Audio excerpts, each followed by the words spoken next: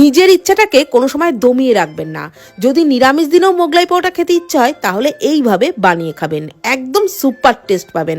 Frying প্যানে সাদা তেলের মধ্যে কয়েকটা চিনেবাদাম ভেজে তুলে নিয়ে ওই তেলের মধ্যে গোটা জিরে, হিং, গ্রেট করা আদা, কাঁচা লঙ্কা কুচি দিয়ে একটু নেড়েচেড়ে দিয়ে দিলাম গাজর আর আলু কুচি, বাঁধাকপি, ক্যাপসিকাম, পরিমাণ মতো লবণ, হলুদ গুঁড়ো, একটু জিরে গুঁড়ো, ধনে গুঁড়ো, কাশ্মীরি লঙ্কার গুঁড়ো দিয়ে খুব ভালো করে সমস্ত সবজি ঢাকনা চাপা দিয়ে ভেজে নিলাম।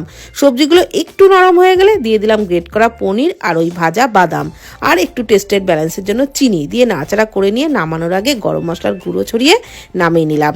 তারপরে পুরটাকে ঠান্ডা করে নিলাম। এবারে ময়দা সমান পরিমাণে আর আটা দিয়ে লবণ, চিনি, জল দিয়ে যেভাবে ডো মাখে পরোটার জন্য সেরকমই ডো মেখে রেখেছিলাম। তার থেকে বড় করে একটা রুটি বেলে তার মধ্যে ওই পুরটা দিয়ে তারপরে চারিদিকে জল লাগিয়ে এইভাবে 4টে ভাঁজ করে মোগলাই বানিয়ে নিলাম। কড়াইয়ে সাদা তেলের মধ্যে উল্টে পাল্টে বেশ মুচমুচে করে টাইম নিয়ে ভেজে নিলাম। আর একটু সস বা স্যালাড দিয়ে খাবেন, একদম সুপার টেস্ট পাবেন।